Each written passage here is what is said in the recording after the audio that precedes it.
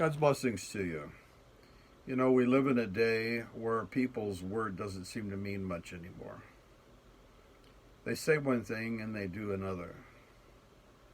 We can't count on people like we used to. You know, there was a day, as we all know, when a person said something and they did it. They gave their promise, and the promise was good.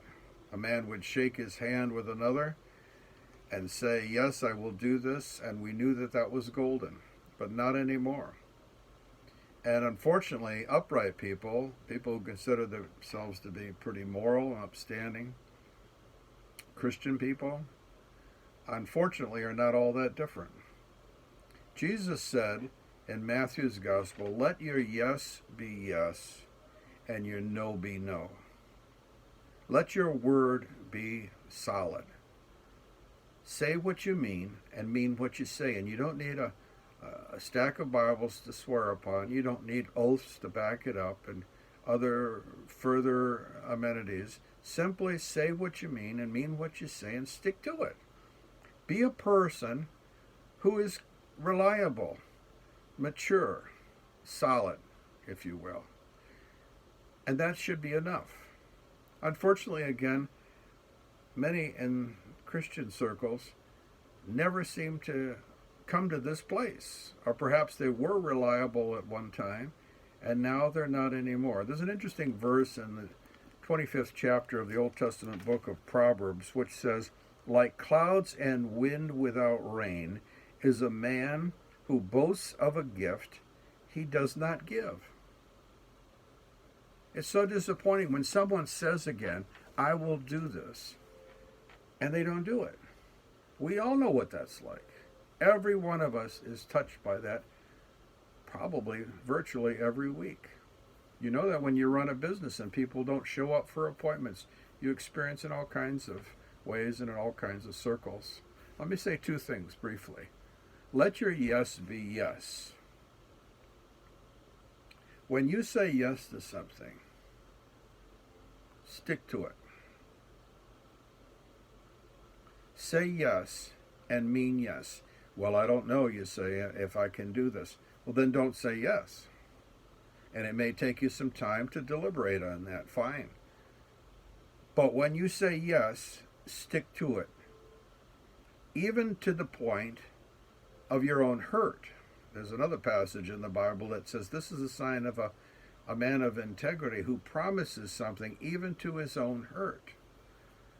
Stay with that thing that you said. Otherwise, you know and I know we're going to disappoint a lot of people. And as we do that, we disappoint them again and again and again. This destroys our own moral reputation and Christian testimony if you're a Christian. Say it. "Yes, I will do that." And whatever it takes, write it down. Whatever it takes, follow through on that thing. Do not let other preferable circumstances alter that. Well, something came up. There are exceptions, I know that. But the person that the Bible speaks of, who is a person that is solid, does not live by the exception. He or she lives by the rule. And the rule is, stay with it. And let your no be no. Learn to say no. We get in trouble because we're afraid to say no. And so we sign up for everything, and we overload our plates, and then we don't know what to do. Let your no be no. If you come to the point where you say, "I need to say no," then say no. Say it. Don't worry about what they think. Don't worry about the fuss. Don't worry about the consequences. If it is a right decision, and only a right decision, say no. Stick with it. Follow through on it. The reason we don't say no is, again, oftentimes we want to please people. And much of the time it's people that will never be pleased unless you go their way. And even then they're not pleased. Don't let guilt and a sense of shame control you. Rather, say no and be firm about it, and you will eventually earn the respect of other people. Now, some people will never like you if you don't go their way. That's their problem, not your problem. But let your no be no. You cannot say yes to everything.